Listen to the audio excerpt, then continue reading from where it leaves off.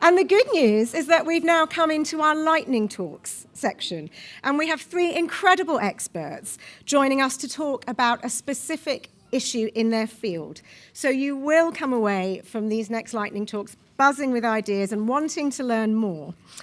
Our topics are going to be broadcast, immersive, and AI. So we've touched upon these, but we're going to have a really sort of in-depth lightning talk from three fantastic experts coming up now. So first up, delighted to say we have Baroness Jane Bonham Carter, who is the Liberal Democrat spokesperson for DCMS, and she is going to talk about the future of public service broadcasting.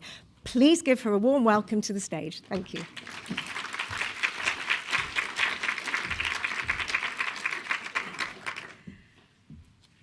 Big subject, and I'm glad I've learned how to spell Wales. Hello, it's nice to see so many of you. I am white with fair hair, I wear glasses, and I fear I have to say I'm late middle age. The origin of the word broadcast is to sow seed widely. And that is what our PSBs have done, beginning with the BBC and its mission to educate, inform, entertain. They've made culture, news, other people's experiences and lives available to all. Its critics like to deride PSBs as an outdated legacy of a bygone age, an anachronism with little relevance to the digital, online and social media world, and they're wrong. First, I want to remind everyone what PSB is not. It's not the old Reithian paternalism providing material that we think people ought to be watching or listening, nor is it a shorthand for the market gap theory so beloved of free market economists. Those who dismiss PSB as elitist or an analogue philosophy for a digital age are usually, in my view, driven by ideology or increasingly by commercial self-interest. How often do we see arguments for privatisation, deregulation, and a smaller BBC appear in the editorial columns of national newspapers, whose enthusiasm for a smaller public sector may not be unrelated to the profitability of their own publishing operations? And it's not just the BBC. Only last year there was the attempt to privatise Channel 4. PSB matters to the UK and remains pivotal in helping to sustain our economy, our culture, and our democracy. And I want to explain how, with reference to 6 principles which define the core contributions that PSB make to our public life and will continue to do going forward. Investment. We know the creative industries are vital to UK PLC in terms of contribution to GDP and to employment. Investment in original British content provides the funding for our writers, producers, actors, technicians, journalists, and the creative talent which in turn contributes to our exports, as well as Britain's soft power abroad, and I would say also inspires them. It sustains our thriving independent production sector, which alone contributes over $3 billion to the UK economy.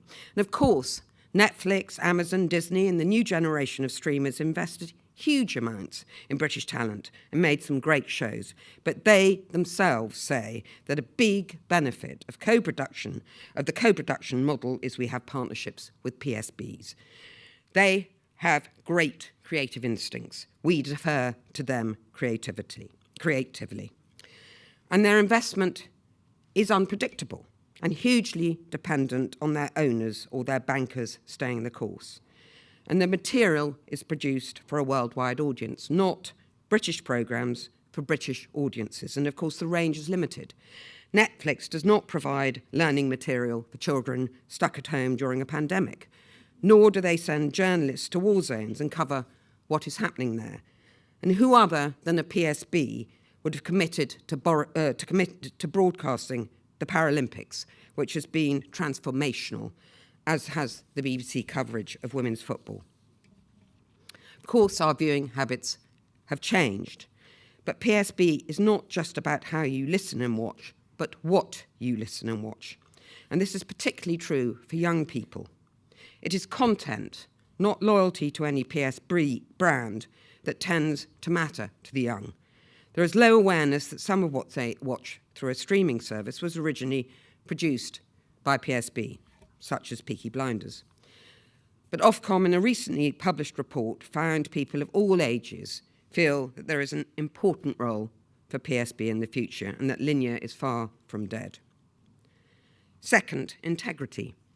2 years ago, an authoritative report on the global state of democracy began, "Democracy is at risk," and charted the increasing number of authoritarian leaders and their systemic use of disinformation to sow the seeds of popular discontent. We only have to look across the Atlantic, where an astonishing 70% of Republicans still do not believe that Joe Biden was legitimately elected, to understand the potential impact of a culture of lying on democracy.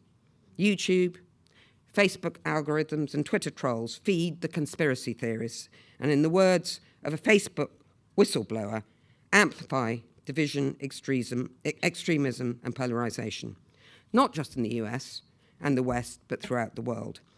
And let's not forget Fox News, whose coverage of the last US election, disseminating claims that it was stolen and the votes were rigged, has now been officially and legally recorded as outright lies. And this has been accepted by Fox itself, to have that their words had no basis in fact. I was a member of a House of Lords Select Committee when we had Rupert Murdoch as a witness, this some years ago, but he told us that he wished that Sky was more like Fox News. Well, it isn't.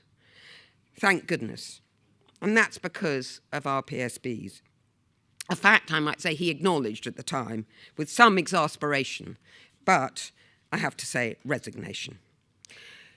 Never before has there been a more profound need for values of integrity, accuracy, fairness and impartiality, values embodied by the PSBs, partly because of our long-standing rules on impartiality and partly because of the culture instilled in these organisations over several decades.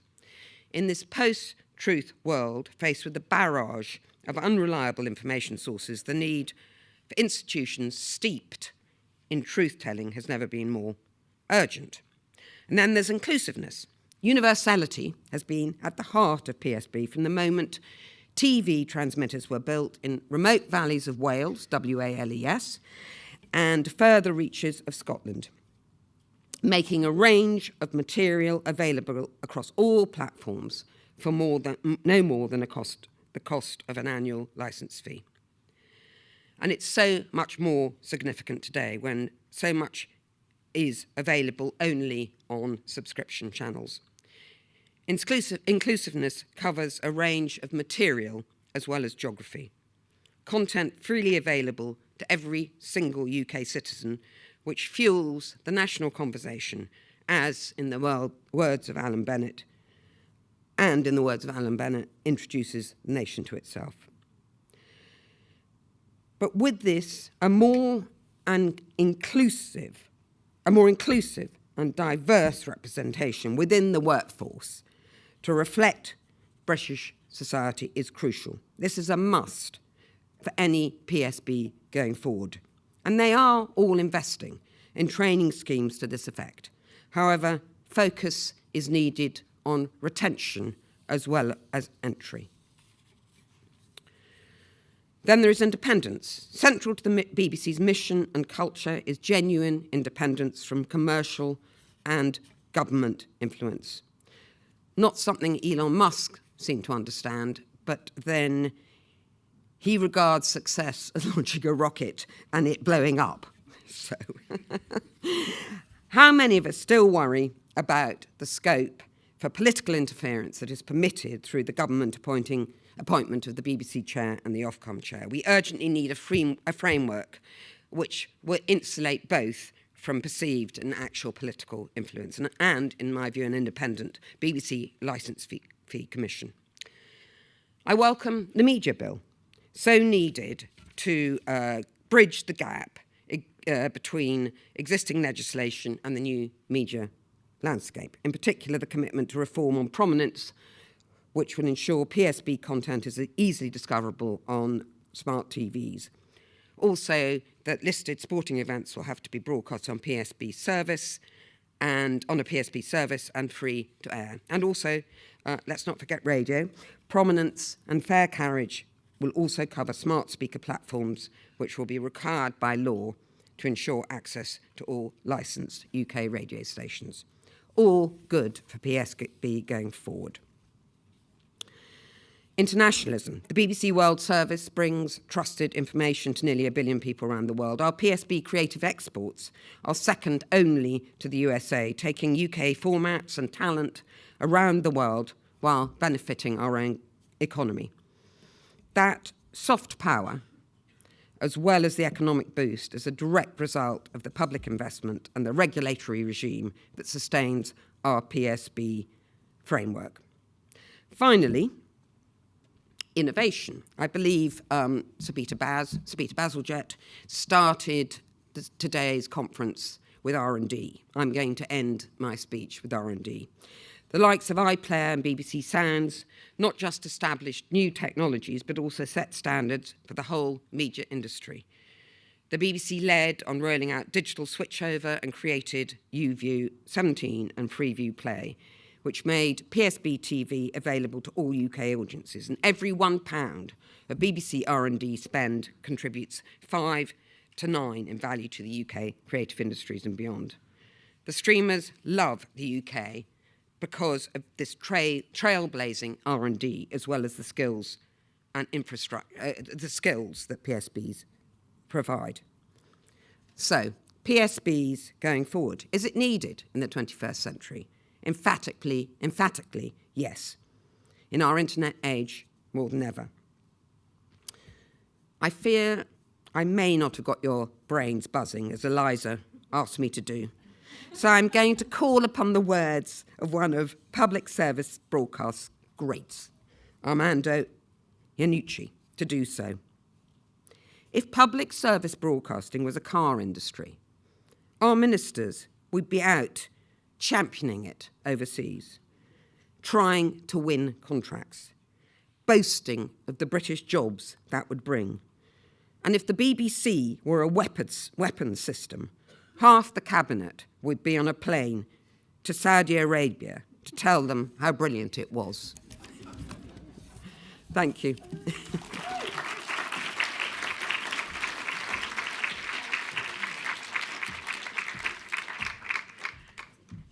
Thank you for that passionate and robust defence of public service broadcasting, Baroness Belden-Carter. Thank you very much. Next up, it is Chris Michaels, who is an advisor and consultant to the cultural and creative industries. He's going to be talking to us about what needs to be done to build a robust ecosystem around the growing area of immersive experiences. Chris, where are you? There you are. Fantastic. Over to you. Thank you.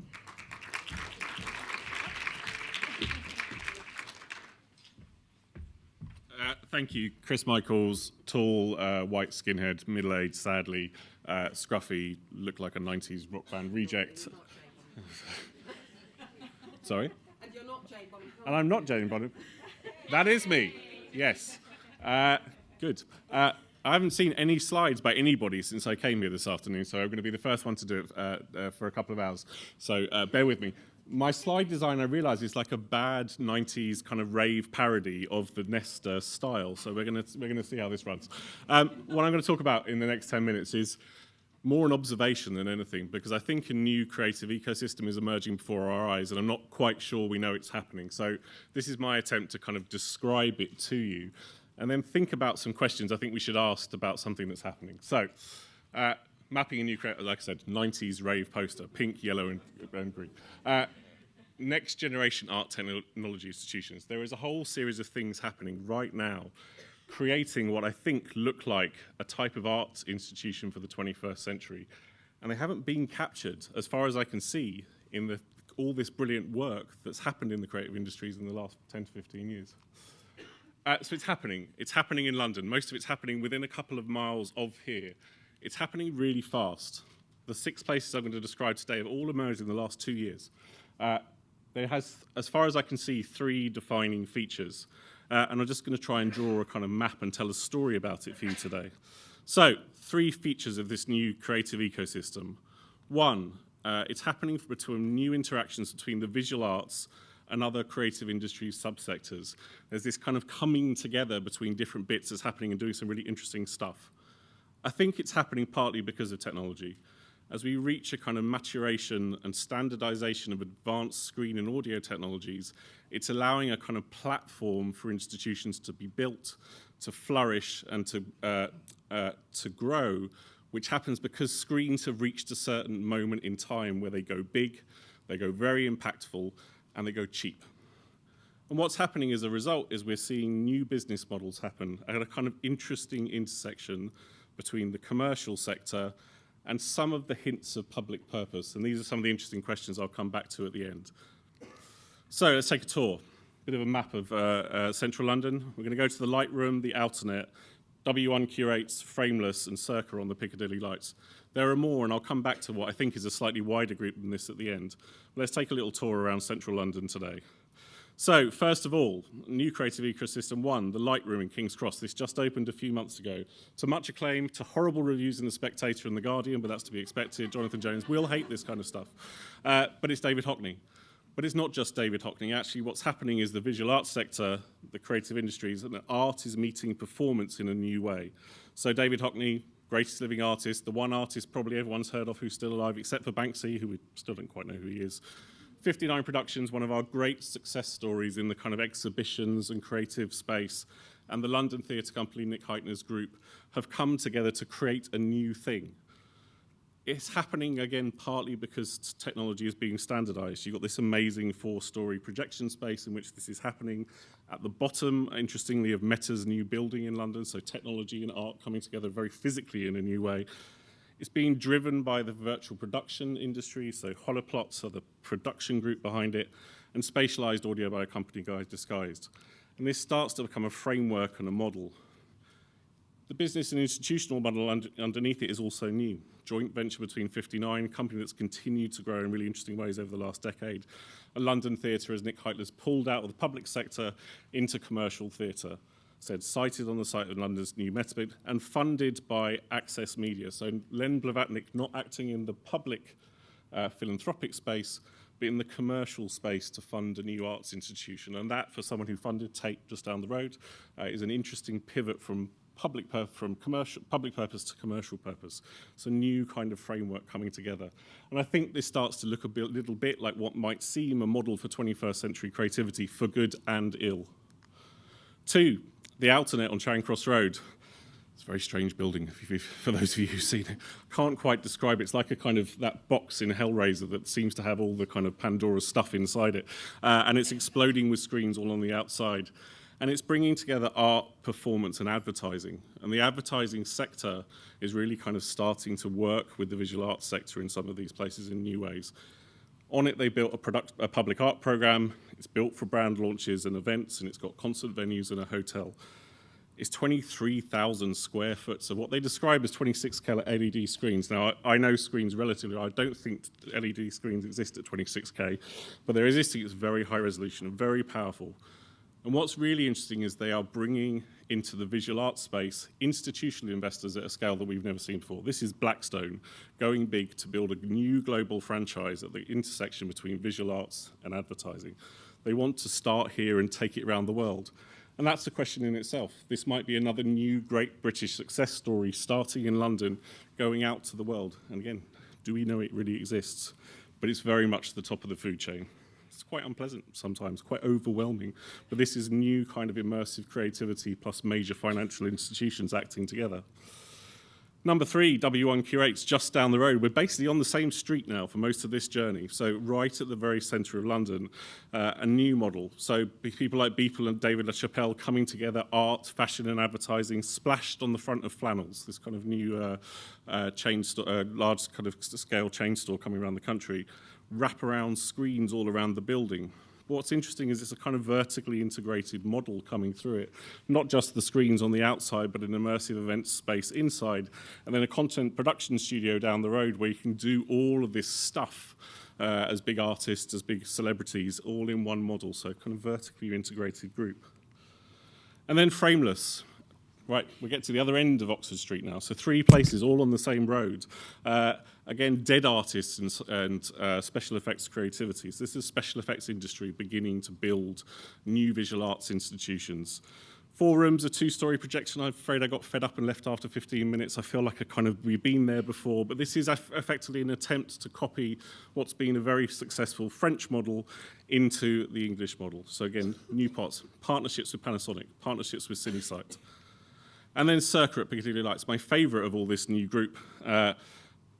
Joseph O'Connor, brilliant curator, sent a tweet to the guys from Ocean Outdoor and Landtech and said, please can we put some art on these goddamn big screens rather than just this, and they let him.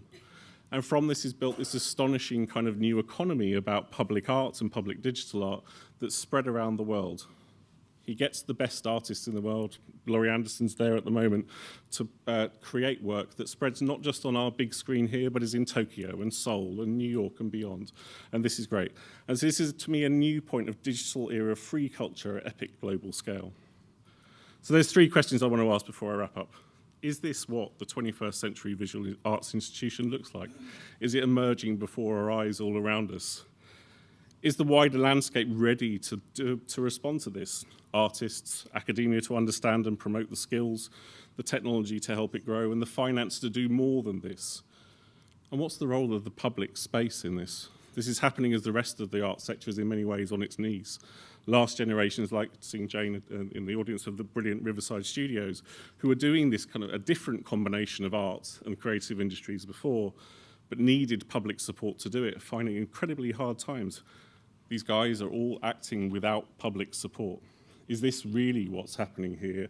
A new generation of visual arts institution acting to huge publics that doesn't want, need, or care about public money, and where does the public end up in its relationship to that over time? So something interesting is happening. Thank you.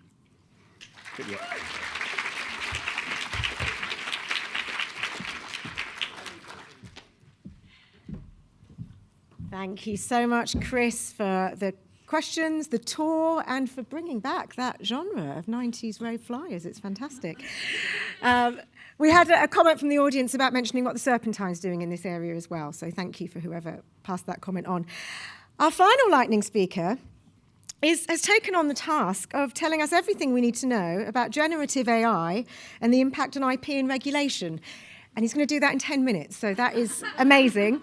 But I can't wait to hear it. So please welcome Professor Martin Kreshner, who's Professor of Intellectual Property Law and Director of Create at the University of Glasgow. Thank you.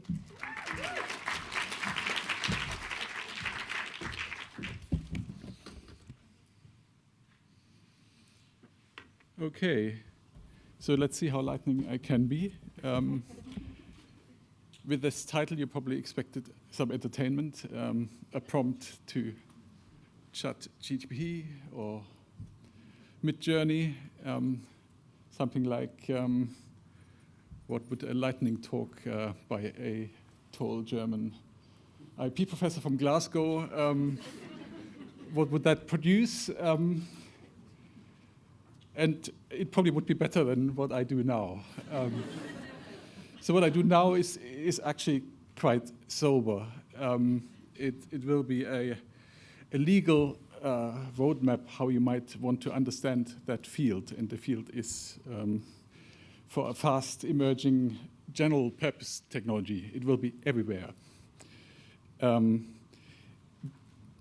as already in the morning, I think it was said several times, lawyers don't bring joy. So we tend to look at risks rather than opportunities. And if I look at the questions I get asked relating to generative AI, and I have questions brought to me every day, they tend to come, on the pessimistic side. Is that possible? Is that dangerous? So nobody talks to me really about the opportunities for your sectors. Mostly it's like that. And what you see here are, I assume, 3 groups of potential risks and 6 different kind of prompts which I grouped there. And I will only speak to one, which is intellectual property rights. And you may think it's probably not the most important one of those. You may be more concerned about safety or misinformation than you are concerned about infringement. But of the 6 issues, it's probably the one which has the most potential for stirring the technology in a particular direction. And I wouldn't say it can bring it to a halt, but it certainly will affect dramatically what you can do and what you won't be able to do. So the intellectual property issues relating to generative AI, I broadly structure under inputs and outputs. And I start perhaps perversely with the outputs because it's the easier issue. Okay, so the easier issue is actually the content being produced. What's the status of the horse on the moon, which I've prompted on DALL-E, okay? So I prompted a piece of art, an image, using one of those interactive AI systems. So something is being produced. So what happened here?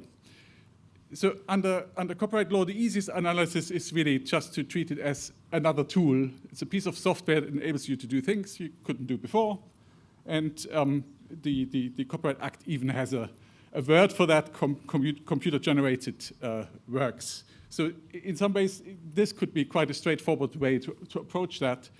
But there are complications. They may arise of the nature of the creative input, the choices being made. It may derive from the terms and conditions you click on when you use a service. So that may determine where the ownership of the product lies. And there are also kind of complex issues. For example, there's now a prompt industry. So there's a skill, how do you generate those pieces of artifacts? So what's the status of the prompt? If it's 11 words, it attracts copyright protection in itself. So they're interesting questions, but they're, for a copyright lawyer, comparatively straightforward. On the ownership side. On the content side, again, I think we can operate with fairly established concepts. Many in our community, have expressed worries about replacement of living artists, whether it's musicians or whether it's visual artists, illustrators, musicians. A range of creators are concerned that AI may threaten their livelihood by being able to produce something cheaper and on the spot for which they were paid before. So. That may well be the case. But it's important to be aware that there's no copyright in style. So there's, in principle, nothing wrong with replicating a style. You can ask DALL-E to do something in the style of DALL-E. There's nothing wrong with it, and it's also at the heart of basically a lot of the infringement proceedings you see around. If Ed Sheeran, then the estate of Marvin Gaye, it's all about, is there a sequence of chords which are common, which are part of the vocabulary of making music, or is it something which is a substantial taking? So these are kind of common copyright questions. How close can you get to another work? Then there are also some issues which are not copyright related, and they may relate to misrepresentations or what under a branch of trademark related norms is called passing off, or under unfair commercial practices. So if you ask somebody to do something in the style of or represent it as coming from somewhere else, there may be other areas of law touched. But in principle, keep in mind, style is not a subject matter of copyright law, and you don't want it to be. If you go down that route, we are all doomed. Okay, so that was the easy stuff. now we come to the complicated stuff. So the complicated stuff about AI is the input side. How do we understand what is the material on which the algorithms are being trained? And there's no doubt that most of them are copyright materials. So the most common training process is basically you scrape the Outernet, common crawl, 12 billion web pages. That's a kind of US non-profit. That's one common source. Another common source is Wikipedia, because again, it's also available under Creative Commons licenses. So there's no question that the material which is being used to train is copyright material, and much of it will still be not available under a Creative Commons license. So how do we see that activity? So is the activity which happening here 12 billion times already, 12 billion copyright infringements, which then each of them would end up in some damages, and then the whole industry can shut down immediately. So one approach is conceptually think about this as similar to at the start of the search engines, where the question was whether indexing the web to enable search engines to point to sites, whether that process itself was a copyright infringement, and the view was taken that that would be not a good idea.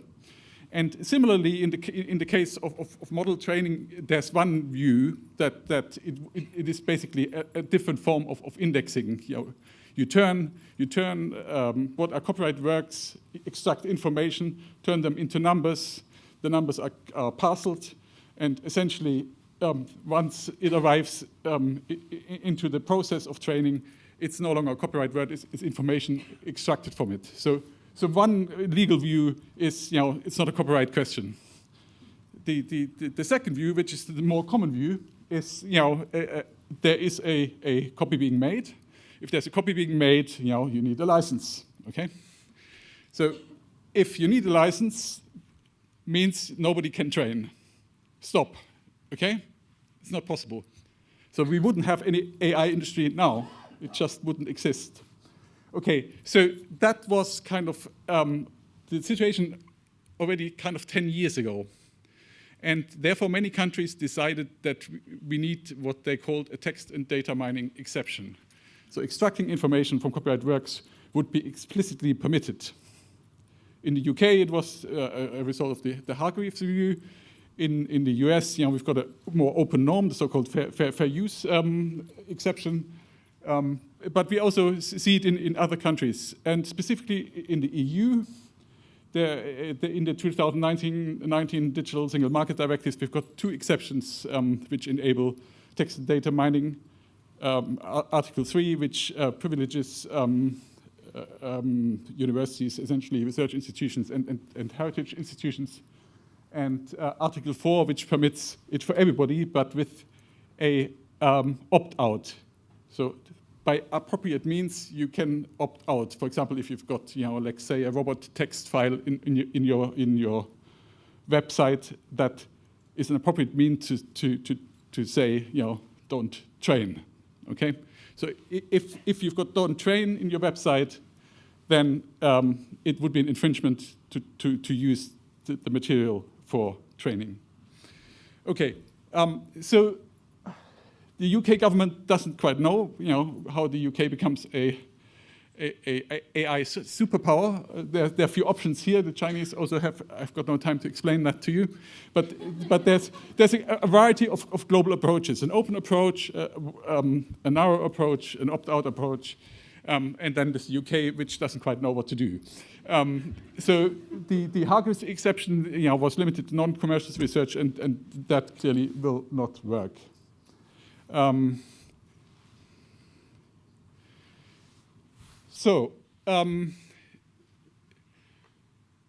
Last slide, last prompt. So there's a case being filed in the US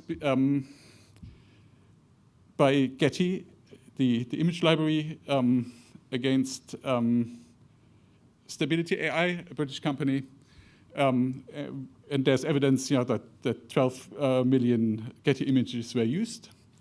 And that case, which is running in Delaware in the US, will determine, it probably goes to appeal and so on, will determine whether the fair use exception in the US will apply to training.